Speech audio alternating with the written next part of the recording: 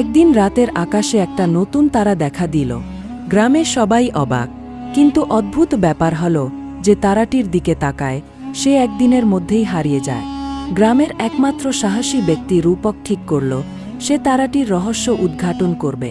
গভীর রাতে সে তারাটির দিকে একদৃষ্টে তাকিয়ে রইল। হঠাৎ সে অনুভব করল চারপাশ অন্ধকারে ঢেকে যাচ্ছে। এরপরে সে নিজেকে এক বিশাল শূন্যতায় অনুভব করল। সামনে দাঁড়িয়ে এক ভয়ঙ্কর ছায়ামূর্তি বলল, তুমি সত্য জানতে চেয়েছ? রূপক কাঁপতে কাঁপতে জিজ্ঞাসা করল, তুমি কে?